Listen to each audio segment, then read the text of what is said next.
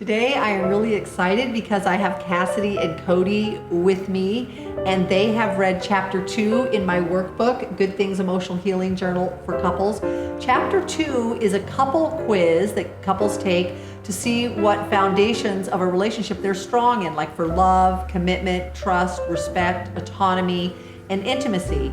And so that's what they did. They went ahead and read that, and they're going to share it with us today. Thank you so much for being here to share about your relationship with me today. Thank you. So how long have you guys been a couple? 9 years, going on 10. And I know you have two littles. Yes. You have a 2.5-year-old and an 8-month-old. Yeah. Yes. So Yes, that's do. exciting. It can make a difference, I think, when you are raising kids in your relationship. It's a whole different story. Yeah. Married 6 years and together for almost 9. Well, Yeah. 9 going on 10. Yep, right on. Yeah. Yeah. So when you were reading chapter 2 and taking the quiz, was there specific qualities in the foundation that you were strong in? For us, it was good ones that we were strong in. We both really agreed on because, we like to give each other a hard time. So she scored herself really high on like intimacy. And I was like, I like it when you scratch my back and stuff. And, I have to ask you to scratch my back. So are you really a 5 on intimacy? So I don't know, maybe you're a 4 on intimacy. Maybe not a 5, not a perfect score. So, but the ones that we both agreed that we were strong on, there was, no doubt there's like, the trust and the love and those ones. We were really solid on those ones. We didn't really have to razz each other about those ones. But No. some of the other categories we scored ourselves high on or giving each other a hard time. Yeah, for sure. That's great. Is there any of the foundations that you noticed that you had scored less in or lower in? Yeah, I think I gave myself perfect scores on everything besides communication. Yes. We always like to think of good of ourselves, and I think you did the same, right? Yeah, for sure. I think we both thought like we're better at communicating, but then when we were being honest with ourselves, we were like, actually, we could probably do better.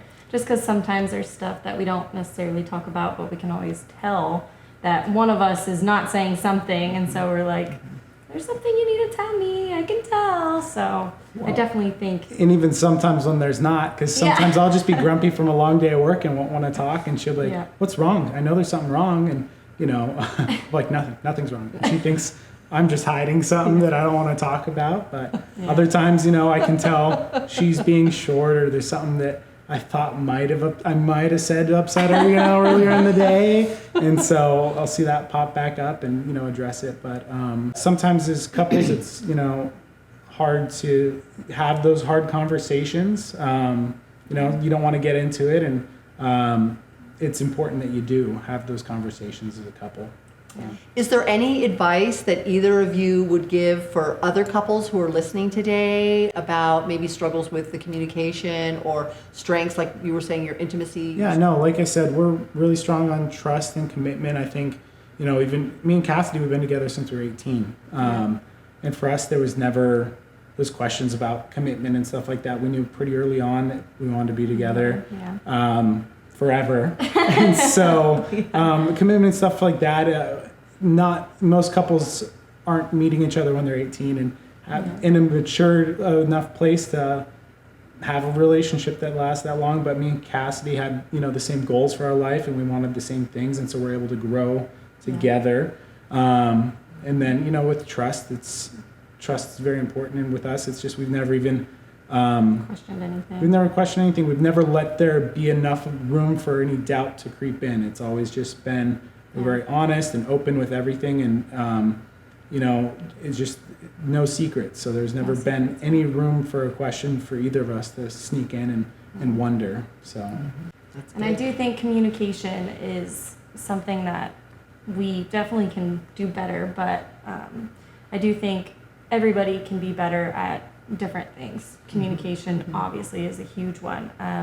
We thought that we were really good at it, but when you're honest with yourself, then you realize I could probably be better at communicating even when I don't want to communicate all the time. But I do always think that there's always room to work on in a relationship for sure.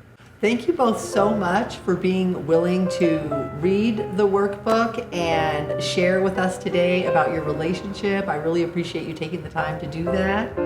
And for anyone in our audience who is watching this, if you would like to have a more loving, committed relationship and you're looking to build skills in either trust or commitment or love or respect or communication or intimacy or autonomy, this workbook, Good Things Emotional Healing Journal for Couples, is loaded with tips and strategies. You can pick this up at my website, elisabethdavies.com, or Amazon or Barnes & Noble or anywhere books are sold. Thank you so much for taking the time to listen to this. Approximately 45% of couples file for divorce in America, with poor communication being the #1 cause. Good Things Emotional Healing Journal for Couples by Elisabeth Davies, MC, is designed to help you at any stage of your relationship. It offers quizzes and journaling questions to help you gain a better understanding of who you are and how to get along better with your partner. Incorporating the couple-building strategies in this book will equip you with the skills to create a fulfilling, long-lasting relationship. Available at Amazon, your local bookstore, or at Trilogy.tv.